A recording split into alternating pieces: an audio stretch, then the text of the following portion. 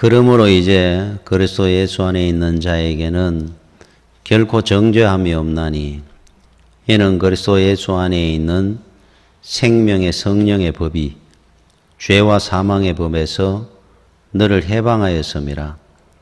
율법이 육신으로 말미암아 연약하여 할 수 없는 그것을 하나님은 하시나니 곧 죄로 말미암아 자기 아들을 죄 있는 육신의 모양으로 보내어 육신의 죄를 정하사 육신을 따르지 않고 그 영을 따라 행하는 우리에게 율법의 요구가 이루어지게 하려 하심이니라.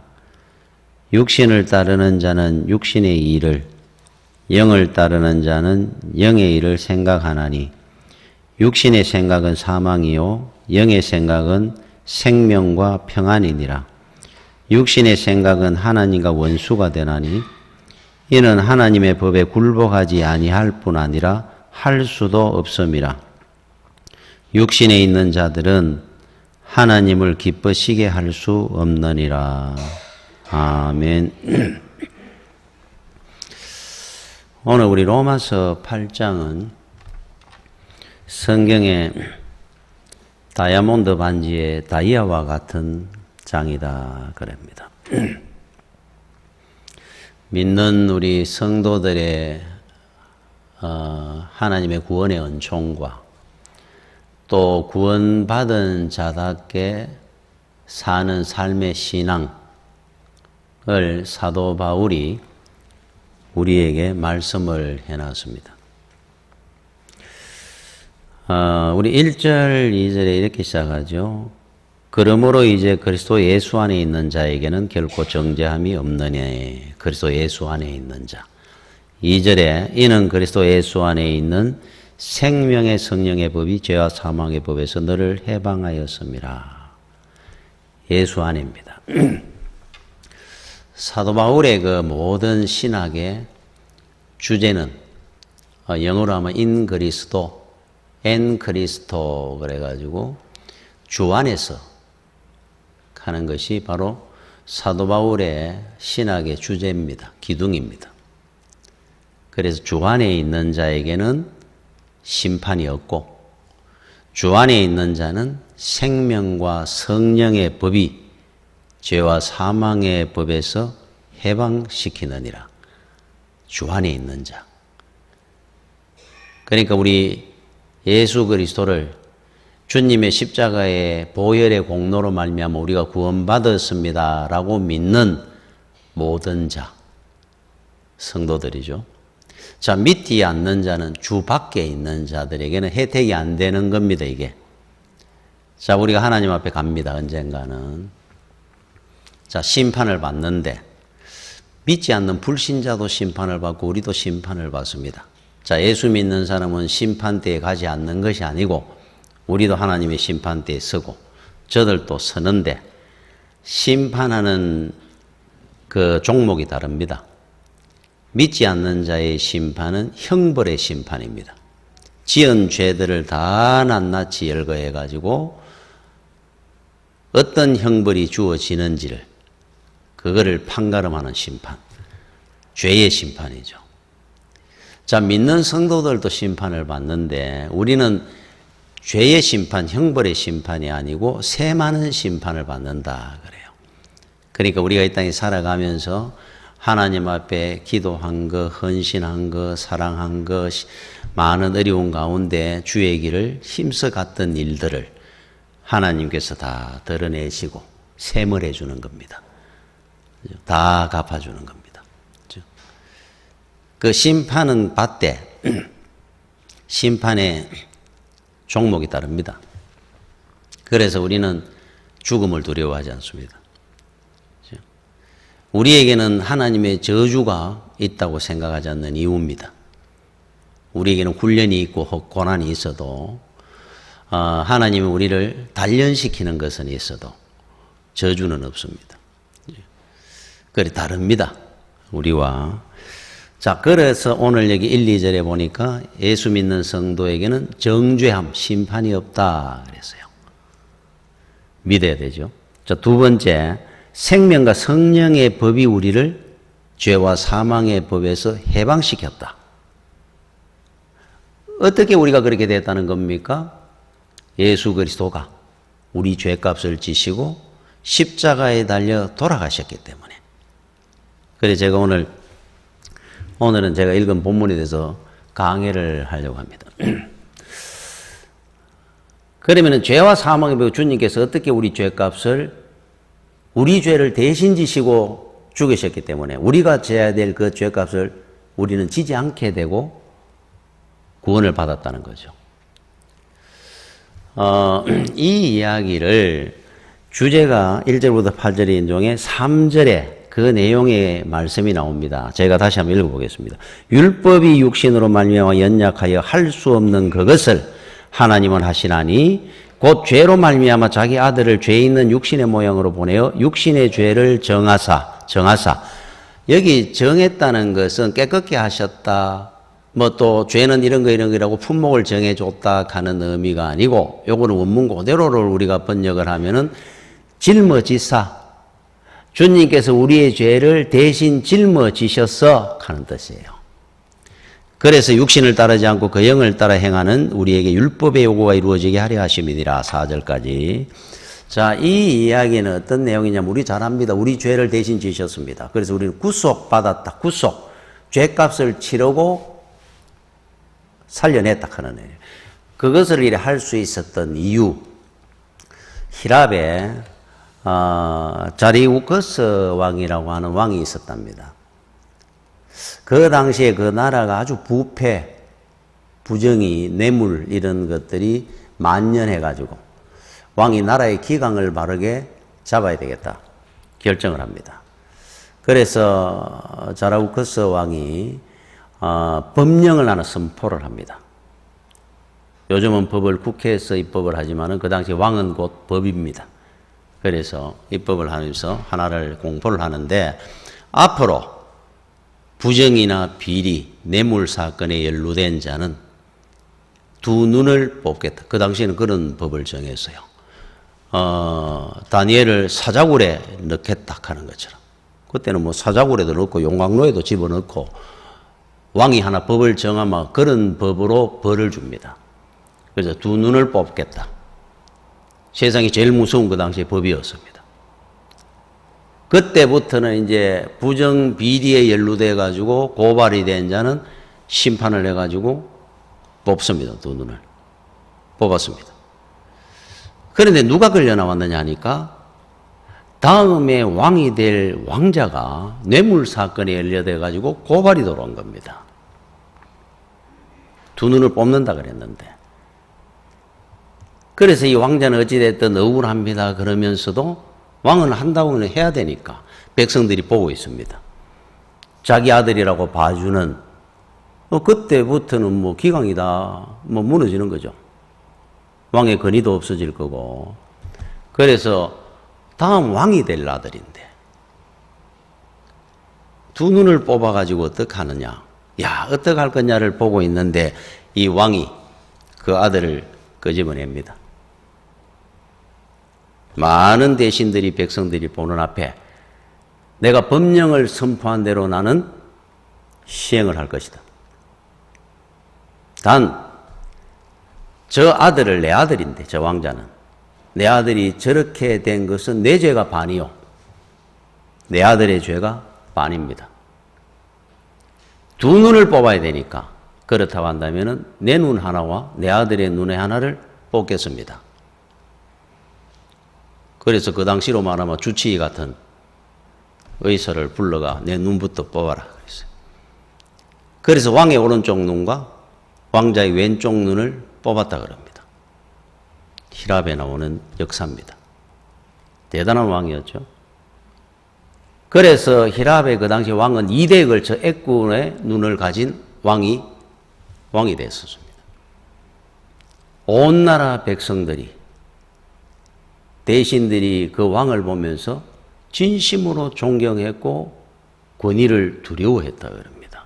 오히려 더 아들의 두 눈을 뽑는 것보다 자기의 오른쪽 눈과 아들의 왼쪽 눈을 뽑았던 그 왕을 더 두려워했다 그래요.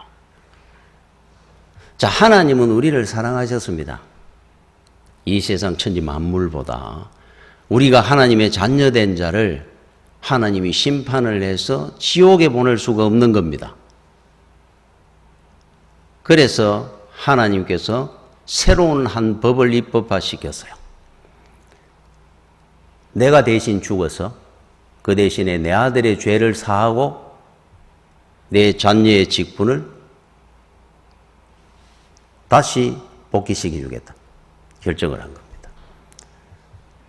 그래서 성자 하나님이 이 땅에 인간의 몸을 입고 오셔서 죄 없으신 하나님께서 우리를 대신해 가지고 십자가에 달려 우리가 받아야 할 그 무서운 형벌을 다 받으시고 우리를 죄 없다 의인으로 만드시고 하나님의 자녀의 권위를 인정해 주셔서 천국으로 인도하신 것이 바로 십자가의 은혜입니다. 그죠? 자, 그로 말미암아 우리가 이루어지게 된 것이 1, 2절이에요. 자, 1절, 2절에 이제 그 예수 그리스도 안에 있는 자에 결코 정죄함이 없다 그럽니다. 오늘 이후로 만약에 죄를 다시 한번 심판하게 된다면은 하나님의 십자가의 공로는 무효화되는 거니까 헛되이 되는 것입니다. 그래 되면 하나님이 우리 대신 죽으실까지 했는데 이는 그리스도 예수 안에 있는 생명의 성령의 법이 죄와 사망의 법에서 너를 해방하였습니다. 여기 해방이라는 단어는 2000년 전에 사도 바울 당시에 그때 노예가 있었거든요. 로마 시절에. 그때 노예를 자유를 자유인으로 만들어 주실 때 쓰는 단어를 쓴 겁니다. 우리에게는 그냥 해방 이래 나오는데 노예에게 자유인이 되는 그 자격을 부여해 주는 해방입니다. 이게. 그 당시에 로마 시대에는 인구의 3분의 1이 노예였다 그럽니다. 뭐 전쟁에가 이게 뭐 전부 붙들어오면 다 노예니까 포로들은. 그런데 노예의 존재는 어떤 존재냐 하면은 사람이 아닙니다. 쉽게 이야기하면 짐승과 같은 취급을 받았어요. 말을 못하게 했습니다. 자기 의사 표현을 못합니다. 노예는 싫다 좋다 뜨겁다 찹습니다. 없습니다. 주는 대로 먹는 겁니다. 안 주면 굶는 겁니다. 말을 하면 안 됩니다. 그래서 많은 노예들이 실제로 듣기만 할지 말을 못하는 사람이 있었다 그래요. 말을 하도 안 해가지고. 또 잠을 자는데 사람과 똑같이 침대에 그 당시에 잔다든지 온돌방에 잔다 이런 게 있을 거 아니에요. 그게 안 재웠다 그럽니다. 짐승들처럼 똑같이 외양간에서 자도록 만들었다 그래요. 노예화시키는 겁니다. 의식을. 신발을 못 신게 했습니다. 그러니까 이게 길들여진 짐승입니다. 그냥. 우리가 잘 아는 아리스토텔레스라고 하는 위대한 철학자가 있죠. 오죽했으면 그분이 이런 말을 했어요. 그분도 그 당시에 그걸 인정을 했는 거예요. 노예와 당나귀는 공통점이 있다. 아리스토텔레스가 했는 말입니다. 둘 다 사람이 아니라는 것이다. 당나귀와 노예의 차이는 하나가 있다. 당나귀는 말을 못 알아듣고 노예는 말을 단지 알아듣는다는 차이는 있다. 이래 써놨어요. 이게 아리스토텔레스가 했대요.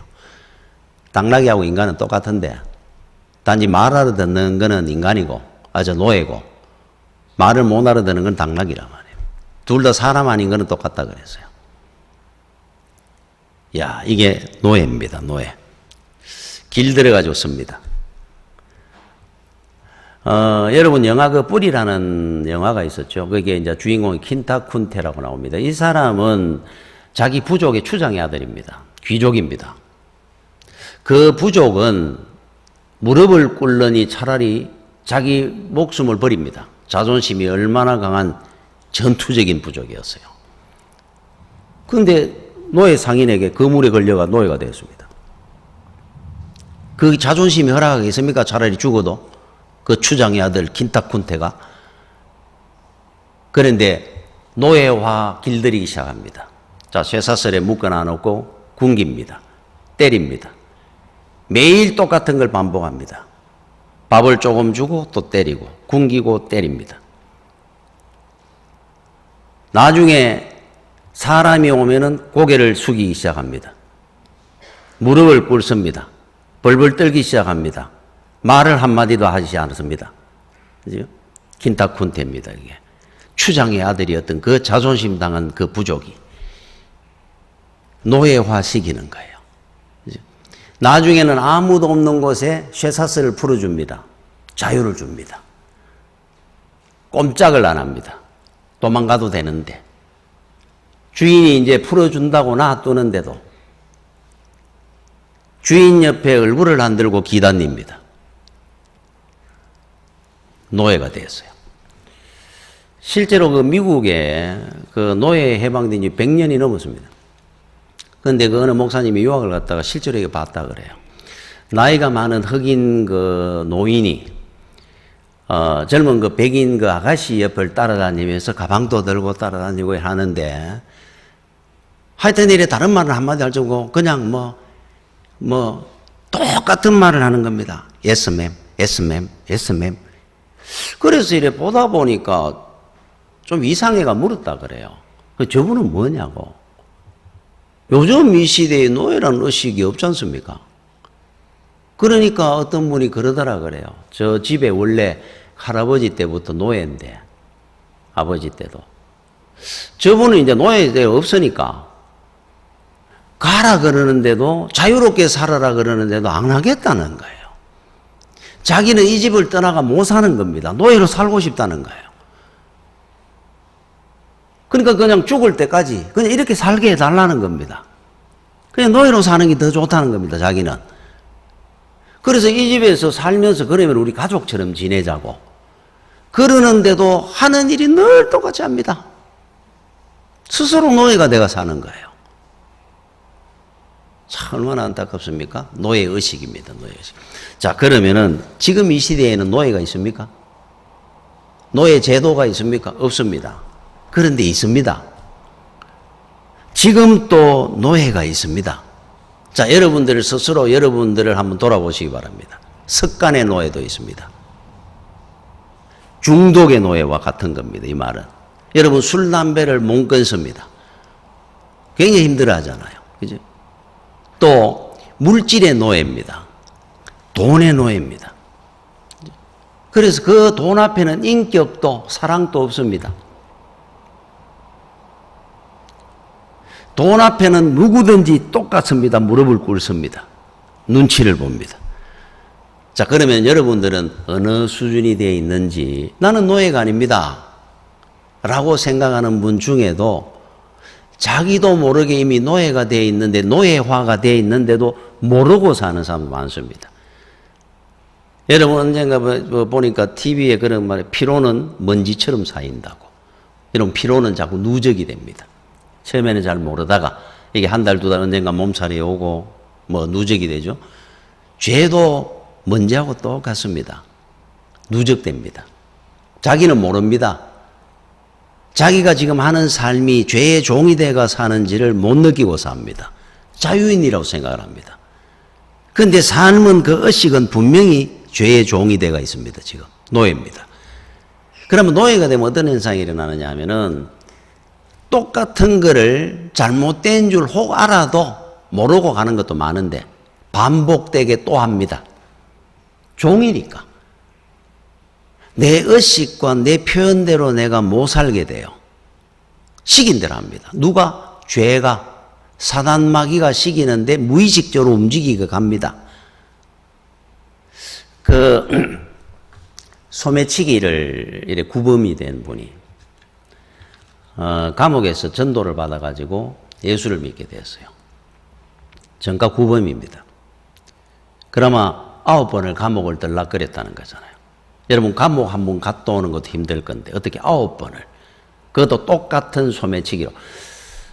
옛날에 여러분 저는 지금도 기억나는 늘 소매치기 그러면 자동으로 이름이 떠오르는 이름이 하나 있습니다. 김성준 선수라고.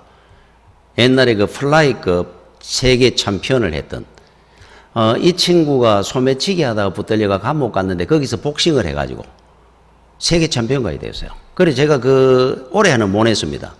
기억이 납니다. 얼굴이 가로마이 복싱하는 사람 같지 않고 좀 예쁘장하게 잘생겼었던 것 같아요. 그런데 복싱을 아주 잘했습니다. 세계 챔피언을 했으니까. 그런데 이 친구가 챔피언 타이틀을 그때 갓 잃었을 땐가 그러니까 재기전을 한다고, 다음에 이제 재도전을 한다고 준비하는 중에 소매치기로 붙들어 감옥 갔어요. 그리고 끝나버렸습니다. 그 복싱 인생이. 제가 그 당시 그 뉴스를 들으면서 아니 세계 챔피언이 또 재기전을 앞두고 있는데 돈이 없을 것도 아닐 건데 왜 소매치기를 했을까? 그 몇십만 원 훔치다가. 그때는 제가 이해를 못 했습니다. 어떻게 그런 사람이 있지? 그런데 이 간증했는 이분 이야기를 들으면서 제가 알게 됐어요. 이 책에 봤는데 이분이 간증을 하면서 그래서 어떤 분이 물은 겁니다. 한 번 가는 것도 힘들 건데 어떻게 9번을 들락거리면서 계속 소매치기를 하게 됐느냐. 그래서 이분이 했는 말이 그거예요. 전들 안 그랬겠습니까? 감옥 한 번 갔다 오고 두 번 갔다 올 때 내 다시는 감옥 안 들어온다 이제. 또 내가 인간으로 태어나고 이래 살아야 되겠나? 이제 내 절대로 손목을 자르진 않은 소매치기 안 할 거야. 내 노동을 하면 살지 이제는 절대로 이 짓 안 한다. 결심을 얼마나 많이 했겠느냐는 거예요. 그런데 감옥을 갔다 와가 한 달을 못 간다 그래요. 한두 달 만에 또 들어갑니다. 이유가 차를 타든지 전철을 타든지 백화점을 가든지 시장을 가마 자기는 안 그러고 싶은데 저 사람 주머니에 있는 돈이 보인답니다. 자기 눈에는. 저 사람 핸드백에 있는 돈 냄새가 난다는 거예요. 이 사람한테는. 그러고 냄새가 난다, 보인다 하는데 자기도 모르게 이미 손이 들어가 있다 그럽니다. 주머니 속에. 그 핸드백에. 자기가 의식해서 한 것이 아니고 냄새가 나기 시작하고 보이기 시작한다 싶을 때 벌써 손이 걷어가가 지 주머니로 오고 있다 그래요. 어쩔 수가 없더라는 거예요. 어쩔 수가. 여러분 죄의 종이 된다는 의미를 알겠습니까? 내가 자유롭게 결정하는 것이 아니고 저절로 가는 겁니다. 그쪽으로.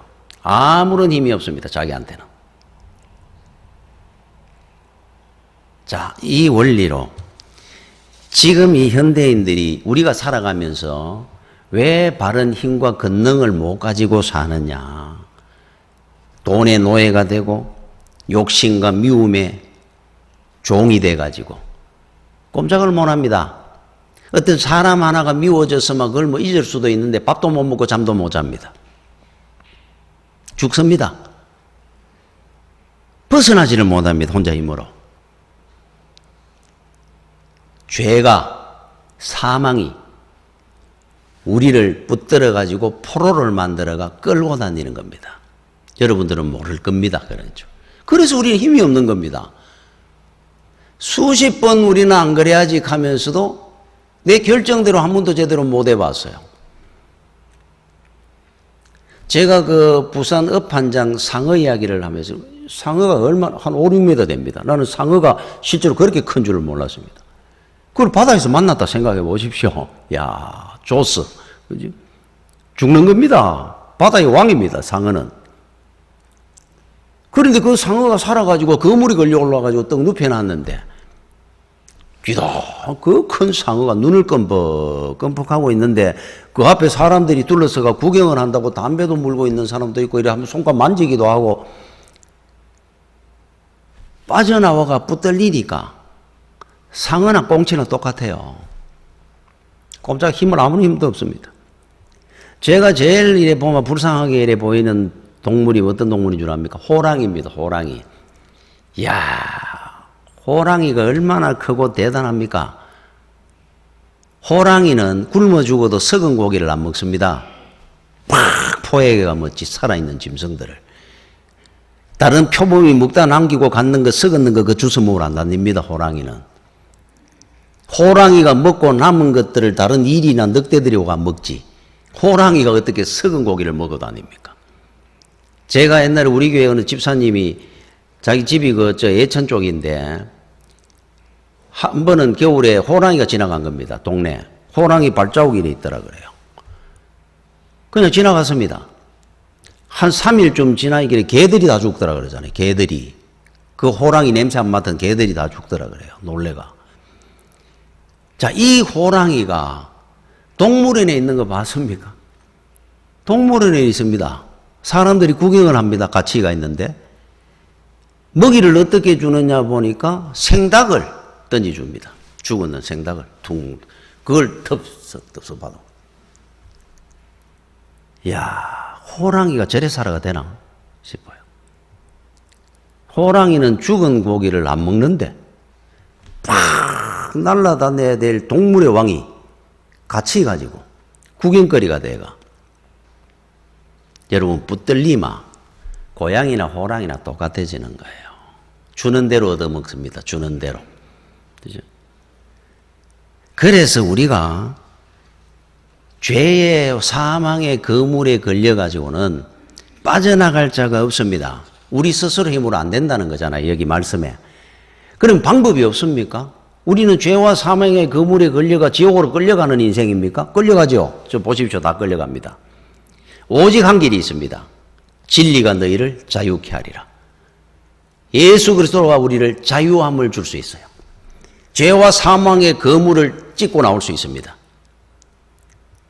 거미줄에 걸린 파리가 꼼짝도 못하고 죽기만을 기다리고 있는데 만약에 어느 누가 라이터 불로 수르륵 대보십시오. 그거는 어디에 그물 따위에 후루룩 다 놓아봅니다.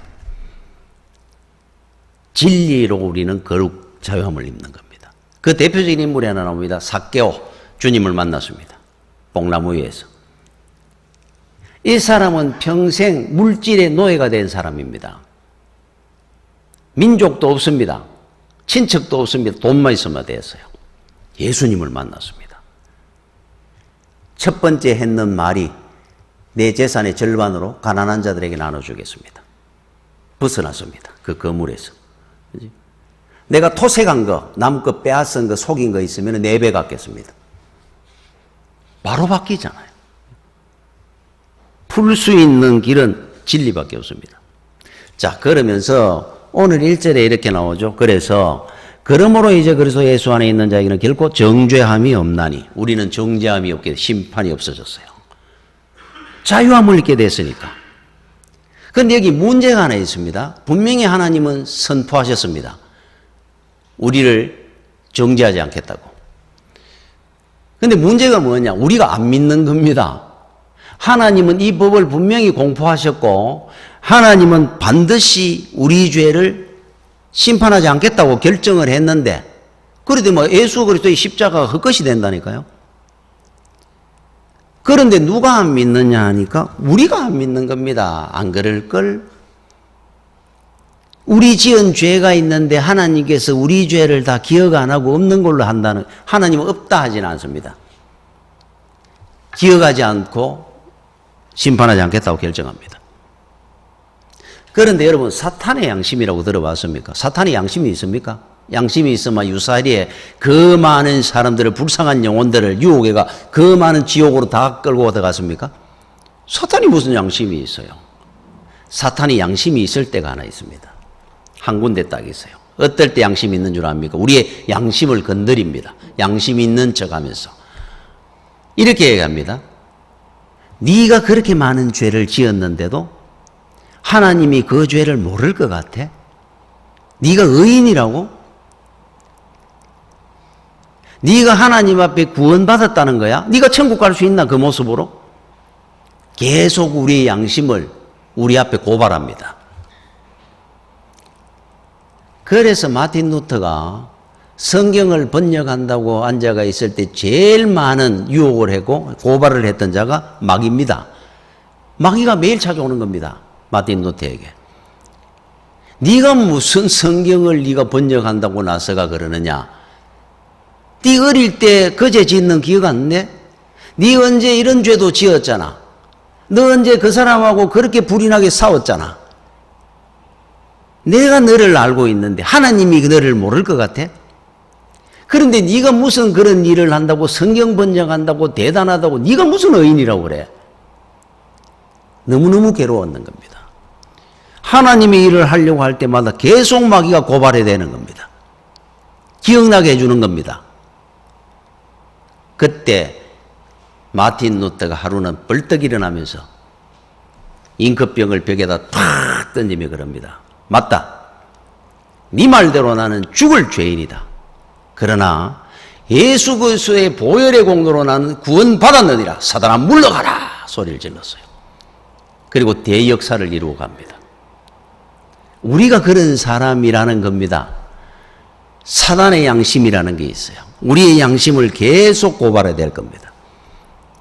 여러분 의심하지 마시고 우리 주님의 공로로 말미암아 우리는 구원받고 하나님의 자녀가 된 사실을 믿으시면서는 안 됩니다. 그런데 왜 의심을 자꾸 우리가 하느냐 하면은 그래서 우리는 오늘 또 여러분 내가 지금 죽어도 나는 천국 갈 자신이 있다. 있는 사람 손 들어 보십시오. 불안해가지고 나는 못할 것 같은데 지금 내가 어제도 이런 죄를 짓고 이런 욕도 하고 야 내가 지금 죽으면 천국 가겠나? 요게 사단의 양심이라니까요. 저도 어릴 때 이렇게 손버쩍 들은 적이 있습니다. 의심하는 자체가 죄입니다, 여러분. 그런데 왜 우리가 자꾸 의심을 하게 되느냐 하면은 이게 사람의 상식과 논리는 그게 맞거든요. 여러분 부부간에도 여러분 싸움을 한번 해보십시오. 누가 남편이 예를 들어 잘못해가지고 그럼 남편이 잘못했다 그럽니다. 그럼 아내 그걸 받아줘가 이제 용서해줬다고 이제 결정이 났습니다. 그러면 이제 해결이 됐잖아요. 해결이 되면은 그날부터 이 죄를 아내는 잊어버리는 겁니까? 평생? 기억이 안 나는 겁니까? 나죠. 평생 기억하고 있습니다. 지금 잠시 모른 척 해주고 지나가는 거죠. 우리는 못 잊습니다. 사람이 어떻게 잊어요? 은혜는 잊어도 섭섭한 거는 평생 간다는데 내 남편 잘못한 거 어떻게 잊는다는 말입니까? 인간의 이건 한계입니다. 그러니까 우리 생각에는 이게 안 될 것 같아요. 하나님도 잊는다 그러지만 기억하고 계실 거야.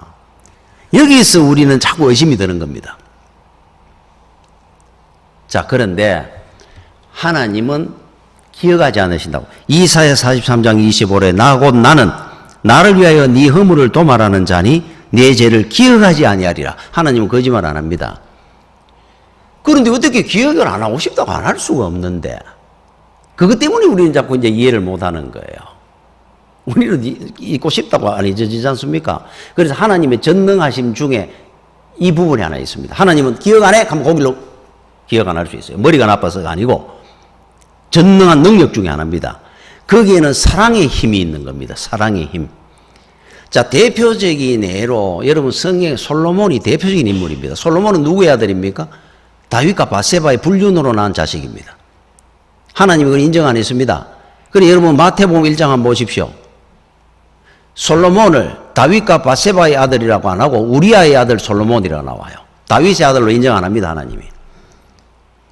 우리의 아들 솔로몬 이래 나오잖아요. 그러니까 하나님이 그러면 인정을 안 했는 그 부분인데 그런데도 하나님께서는 솔로몬을 이 죄는 분명히 있습니다. 기억하지 않는단 말이에요. 정죄하지 않겠다 결정을 한 거예요. 그래서 예수님의 족보에 이름이 올라간 겁니다. 왕이 된 겁니다. 여러분 솔로몬 위에 형이 9명 있습니다. 솔로몬이 10번째 아들입니다. 정통성도 없습니다.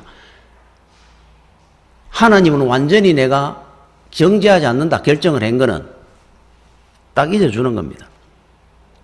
자, 만약에 혹 왕을 시켜도 용서를 해준다 하더라도 제가 만약에 하나님 같으면 이럴 것 같아요. 그래, 뭐 다윗이 네가 워낙 잘하고 그렇게 침상이 썩도록 회개했으니까 나단 선지자의 지적에 그러면 인정해 줄게. 내 용서한다. 내 너를 봐서 그 뭐 죄 하나 내가 용서해 줄게. 혹 그렇더라도 왕은 안 세울 것 같아요. 저는 그 흠이 자꾸 보일 것 같아요. 솔로몬을 보면 그 다른 그 아들들이 첫째 아들로도 쫙 있는데 그것도 10번째 아들을 그냥 용서해 주는 정도가 아니고 왕까지 꼭 세울 필요가 있느냐. 왕을 세웠지 않습니까? 하나님은 완전히 도말하시는 분이에요. 정죄하지 않겠다 그러면 정죄 안 하는 겁니다. 하나님은. 그죠? 그걸 나중에 써먹는 법이 없습니다. 거기에 가장 비슷한 전능의 힘을 갖고 있는 분이 이 땅에서 가장 닮은 분이 부모입니다. 부모. 부부간에도 잘 안 되잖아요. 그런데 여러분 부모 자식 간에 한번 생각해 보십시오. 저만 해도 옛날에 그 경북대 총장 박찬석 총장이 자기가 그 반에서 60등인가 한데 1등으로 바꿔 건쳐가지고 아버지한테 미안해가 그래갖고 성적표를 갖다 드릴 때만 아버지가 보고 와 1등 했다고 온 동네 사람이 잔치하라 그래가 한 마리 있는 그 가난한 집에 돼지 잡아가 잔치했다 그러잖아요. 나중에 교수 돼가지고 그 이야기를 아버지 사실 그때 내 알고 있다 고마해라 이렇게 하더라 하잖아요. 세상에 그게 있을 수 있는 이야기입니까? 이게 부모 자식입니다. 우리 아들이 꼴등인 걸 알아도 나를 속이는 걸 알고 있어도 덮어가 지나갈 수 있는 힘이 사랑과 전능의 힘입니다. 그게 부모의 힘이거든요. 생각을 한번 해보십시오. 우리가 부모한테 기쁘게 해드린 거와 섭섭하고 참 근심거리 좋은 거하고 어느 것이 많을 것 같아요? 100배 더 많습니다. 100배. 우리 부모한테 거짓말한 것이 얼마나 많겠습니까? 부모님이 안다고 해가 자식들한테 그거 따져본 적이 있습니까? 안 합니다. 그래서 우리 아들은 늘 착한데 저 집 아 때문에 우리 아들 내 친구 때문에 베렸다 그럽니다. 남의 자식은 잘 보이거든요. 우리 애는 안 비고. 우리 어머니가 저한테 늘 섭섭해하는 것이 하나 있었어요. 제 설교를 들으면. 그게 뭐냐 하면은 제가 설교 중에 제가 못생겼다, 머리가 나쁘다, 모자란다, 못됐다 이런 표현을 제가 잘 합니다. 제 자신에 대해서. 제 어머니가 설교를, 제가 그건 사실인데 제 실상을 제가 제일 잘 알 거 아닙니까? 우리 어머니는 그 인정이 안 되는 겁니다. 들을 때마다. 왜 그런 말을 하느냐는 거야. 우리 어머니 눈에는 제가 제일 귀하고 제일 착하게 보이는 거예요. 그죠? 그러면 실제로 제가 안 그러냐? 그렇거든요. 다른 사람은 다 아는데 우리 어머니만 모르는 겁니다. 바로 하나님의 전능의 힘 속에 사랑의 힘이 있기 때문에 우리의 모든 죄를 다 도말하고 기억 안 한다 그러잖아요. 근데 그걸 우리가 안 믿어요, 자꾸. 믿으십시오. 의심하는 게 바로 사탄의 양심입니다. 그죠? 하나님은 절대로 우리를 심판하지 않습니다. 2절에 그래서 우리가 그리스도 예수 안에 있는 생명의 성령의 법이 죄와 사망의 법에서 너를 해방하였음이니라. 이제 우리 자유인이 됐다는 거죠. 그런데 우리는 어디에 있다는 겁니까? 생명과 성령의 법 아래 있게 됐어요. 그래서 우리 주님께서 우리 죄를 도말하시고 십자가의 공로로 다 우리를 해방시켜가지고 옛날에는 어디에 있었습니까? 죄와 사망의 법 아래에 있던 우리가 생명과 성령의 법 아래로 온 겁니다. 자, 이게 어떤 애인 줄 압니까? 여러분, 이스라엘 백성들이 노예로 있다가 해방이 되어 나와가지고 가나안 땅으로 가는데 첫 번째 관문을 하나 건너는데 홍해입니다. 홍해. 자, 홍해 쪽으로 밖에 갈 수 없었느냐? 여러분, 야곱이 애굽으로 갈 때 육로로 갔잖아요. 육로로. 배 타고 간 게 아니고 땅이 붙어 있는 지점이 있었잖아요. 수에즈 운하. 그러면은 그쪽으로 인도해 가면 될 거를 왜 이스라엘 백성들을 바다를 건너게 해가지고 직선 코스로 가게 했을까? 이쪽으로 좀 돌아가면 땅인데 그 앞에 가가지고 이스라엘 백성이 죽는다고 그렇습니다. 우리 다 죽이려고 데리고 왔느냐고. 그런데 한번 보십시오. 하나님의 계획이 바다로 가서 지나가게 해야 뒤에 오는 애굽의 군대가 와가지고 수장시킬 수가 있어요. 만약에 육로로 가면 그들을 몸부리칩니다. 계속 따라왔을까? 이게 그 기마병이 더 빨리. 땅 위로 가는데 땅으로 그냥 따라오는데 그거 평생 따라가죠. 끌어야 될 거 아닙니까? 못 따라오도록 살려야 될 거 아닙니까? 이스라엘 백성을. 그래서 바다로 간 겁니다. 바다로 가는데 그 당시에 이스라엘 백성들이 더 죽는다 그랬어요. 죽는 줄 알고. 살리려고 데리고 가는 길인데. 그래서 실제로 이스라엘 백성들은 그 땅이 돼가 지나가고 땅이 바다가 갈라져가. 그 다음에 애굽의 군대가 가지고 다 수정세고 그 두 분 다시 못 따라왔습니다. 이제 끝났어요. 자, 그러면 이 바다는 이스라엘 백성들에게는 생명과 성령의 법 아래에 있는 생명의 바다입니다. 요거는. 이스라엘 백성 살리려고 데리고 왔으니까 그 길로. 자, 애굽의 군대는 사망의 바다였어요. 같은 바다, 같은 장소인데 한쪽은 사망이요, 한쪽은 생명이잖아요. 자, 똑같은 원리입니다. 앞으로 여러분들이 살아가면서 성도에게 오는 실패, 고난, 시련, 우리는 살리는 법 아래에 있는 우리한테는 합력의 선이 될 겁니다. 저쪽 사람들은 그걸로 끝입니다. 합력애가 사망으로 끝납니다. 우리는 그 법 안에 있는 사람들이에요. 그래서 이거를 갖다가 어느 신학자가 비유를 하기를 새와 돌로 비유를 했습니다. 새와 돌의 비유가 어떤 건 줄 압니까? 자, 우리는 생명의 바다에, 생명의 법 아래 있고 저쪽에는 사망의 법, 잔여의 법이고 노예의 법입니다. 자, 이 차이가 어떤 거냐 하면은 새와 돌과 같다 이래놨어요. 자, 여러분, 돌은 아무리 높기 멀리 던지 보십시오. 곧 떨어집니다. 아무리 세상에 지식이 있고 명예가 있고 권세가 있어도 곧 사망이라는 나락으로 곧 떨어집니다. 그 인생들은. 자, 새는 어떻습니까? 새를 여러분이 한번 잡아있다 한번 던져 보십시오. 팍 솟아오릅니다. 날개를 치면서. 그렇죠? 이 두 개의 차이가 뭡니까? 생명이 있고 생명 없는 겁니다. 돌은. 생명이 있고 없는 차이예요. 생명의 법 아래 있는 우리는 여러분들이 어떤 실패와 나락으로 우리가 던짐을 받아도 우리는 곧 솟아오릅니다. 믿음과 은혜라는 두 날개를 갖고. 우리에게는 절대로 낙심이 없습니다. 불순종이 없습니다. 팍 더 높은 곳으로 갈 겁니다. 그 일로 말미암아 저 사람들은 조금만 가다가 좋다고 날아갑니다. 곧 떨어져 가지고 그 길로 끝나는 인생입니다. 그 차이를 알고 삽니까? 이게 예수 안에 있는 우리와 저들의 차이란 말이에요. 보는 것이 달라져야 됩니다. 해석이 달라져야 됩니다. 여러분들도 그랬을 겁니다. 제가 이 안경을 중학교 1학년 때가 2학년 쪘는데 그 당시에 안경을 낄 때는 그 당시만 해도 요즘은 애들이 눈만 좀 침침하다가 뭐 안과에도 가고 뭐 해가지고 금방 안경을 맞춰주고 우리 때는 안 그랬습니다. 눈이 침침해가 잘 안 보이면 이러고 다녔습니다. 안 보여가지고. 집에 안경에 놀라 소리를 못 냈습니다. 안경 하는 줄도 몰랐고 그냥 가면 칠판에 안 보이니까 뒤에 늘 이래 인상을 그려야 되고 선생님이 좋은데 잘 안 비가지고 이래. 그럼 너 왜 그래? 그러면 안 보인다 그러다 보면 그러면 안경 한 맞추러 가보자 그러면 중학교 1학년 때인가 제가 자 안경을 처음에 떴기 얼마나 밝은지 세상이 안 보이던 것들이 보이기 시작하는데 얼마나 좋던지. 그래서 어느 목사님이 안경을 처음 하고 난 뒤에 버스를 타고 가면서 너무 좋아가지고 안 보이는 것들이 보이니까 간판을 계속 읽은 겁니다. 어느 뭐 부동산, 어느 뭐 양복점을 그러다 보니 어느 아저씨가 앞에 앉아가 이래 웃음이 이래 쳐다보는 거 그렇게 부끄러웠다 그래요. 여러분들이 예수 안에 있으면은 보입니다. 실패 이것이 오히려 나한테 유익이 되고 복이라는 게 보일 겁니다. 이제는. 그래서 우리 낙심하지 않습니다. 셉니다. 이제는. 날아올랍니다. 매번. 우리는 떨어지는 법이 없습니다. 현실만 보고 사는 자가 아니기 때문에. 그죠? 그래서 우리는 보는 눈이 달라져가지고 세계가 달라졌습니다. 단지 우리는 그러면 어떤 의식을 갖고 있어야 되느냐. 하나님의 자녀되는 의식을 여러분 분명히 갖고 있어야 됩니다. 절대로 하나님을 우리는 버리는 적이 없습니다. 죄의 법으로 심판하지 않습니다. 우리는 어떤 문제 앞에서도 홍해 앞에서도 생명과 성령의 법 아래 있는 자들입니다. 이제는. 사는 길입니다. 모든 일들이. 복받는 길입니다. 그 일들이.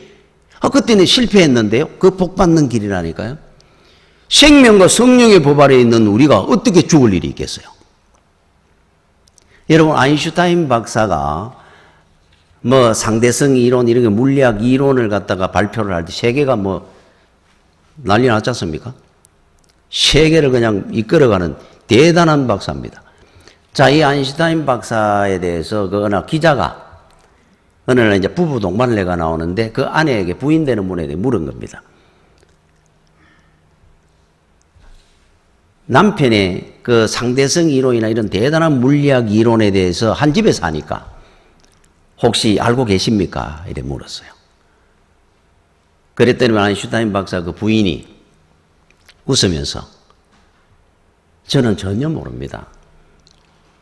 제가 그런 이론을 제가 어떻게 알겠습니까?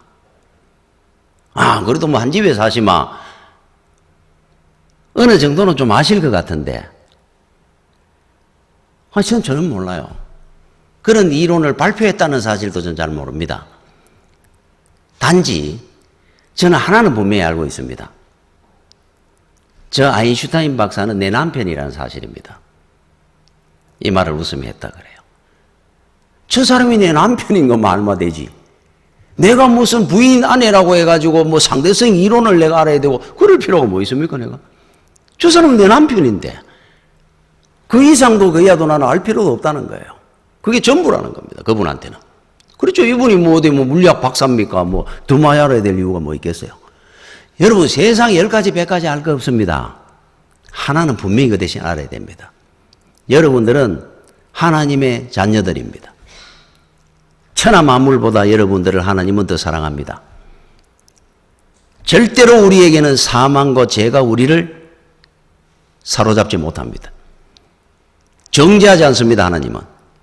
생명과 성령의 법 아래 우리가 있는 자들이 되기에 우리는 마지막까지 늘 승리만이 있을 겁니다. 천국을 보고 사십시오. 눈앞에 홍해가 보이더라도 그 너머를 볼 줄 아는 여러분들의 믿음이 되기를 축원합니다. 기도하겠습니다. 주여, 은혜를 감사를 드립니다. 우리 주님께서 우리를 십자가의 공로로 구원해 주시고 정죄하지 않으시고 생명과 성령의 법 아래 하나님의 자녀된 권세를 허락해 주시는 은혜를 평생을 알고 기억하게 해주시며 세상을 믿음으로 승리할 수 있도록 주여 인도하여 주시옵소서. 예수님 이름으로 기도드립니다. 아멘.